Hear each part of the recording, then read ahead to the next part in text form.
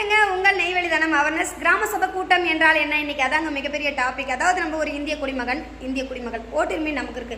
மக்களால் தேர்ந்தெடுக்கப்பட்டு மக்களால் உருவாக்கப்பட்ட ஆட்சி தான் மக்களாட்சி.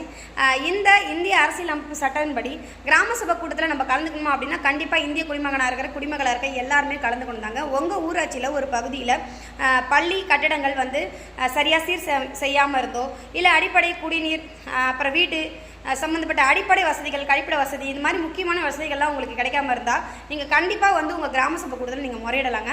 அந்த இடத்துல வந்து கிட்டத்தட்ட 16 பதவிகளுக்கு மேற்பட்ட தலைவர்கள் வந்து அன்னைக்கு வருவாங்க. கண்டிப்பாக வந்து ஊராட்சி தலைவர் நிச்சயமாக அதில் கலந்தாகணும், வார்டு மெம்பர் கலந்தாகணும், கிளர்க்கு, கலெக்டர், மாவட்ட கலெக்டர் ஒரு சில இடங்களில் நிச்சயமாக கலந்துப்பாங்க. ஒரு சில இடங்களில் வந்து சூழ்நிலைகள் அடுத்தடுத்த பஞ்சாயத்தில் கலந்துப்பாங்க. அடுத்தடுத்த மாதங்களில் அடுத்தடுத்து நடக்கக்கூடிய கிராம சபை கூட்டத்தோடு நிச்சயமாக கலந்துப்பாங்க.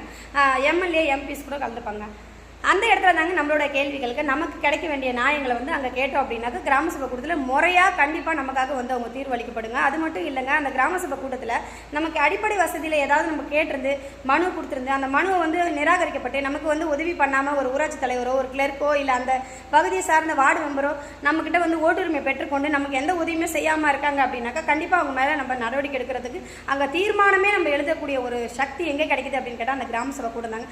அது மட்டும் இல்லைங்க, அந்த கிராம சபை கூட்டத்தில் நம்ம வந்து மக்களும் நமக்கு சப்போர்ட் பண்ணுவாங்க. நம்ம கேட்கக்கூடிய கேள்வியும் நம்ம கேட்கக்கூடிய அடிப்படை வசதியும் நியாயமான கோரிக்கையாக இருந்து நியாயமான மனுவாக இருந்தால் மக்களும் நமக்கு சப்போர்ட் பண்ணுவாங்க. இதுதாங்க கிராம சபை கூட்டம். அதனால் இனிமேல் வரும் காலங்களில் உங்களோட ஊராட்சியில் நீங்கள் ஒரு இந்திய குடிமகன் என்பதனால தயவு செய்து கண்டிப்பாக நீங்கள் வந்து அந்த கிராம சபை கூட்டத்தில் கலந்துக்கோங்க.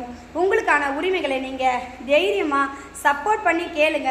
மக்களோட சப்போர்ட்டோடையும் உங்கள் அதிகார வர்க்கத்தில் இருக்கிற அதிகாரிகள் முன்னிலையிலையும் நின்று கேட்கக்கூடிய ஒரே இடம் கிராம சபை கூட்டம் தாங்க. அது ஒரு இந்திய குடும்ப மகனாக இருக்கும்போது நம்மளால் கண்டிப்பாக அதை வந்து போராடி அதுக்கான தீர்வை அந்த இடத்துல கண்டிப்பாக சரி பண்ணிக்கலாங்க. அதுக்கு தாங்க அந்த கிராம சபை கூட்டம். இன்னும் கிராம சபை கூட்டத்தை பற்றி நிறைய ஃபுல் வீடியோ உங்களுக்கு நிறைய விளக்கங்கள் தர நான் தயாராக இருக்கேன். உங்கள் நெய்வேலிதனம் அவர்னஸ் எனக்கு சப்போர்ட் பண்ணுங்கள், சப்ஸ்கிரைப் பண்ணுங்கள், லைக் பண்ணுங்கள், மறக்காமல் என்னோட வீடியோ ஷேர் பண்ணுங்கள் ஃப்ரெண்ட்ஸ். தேங்க்யூ.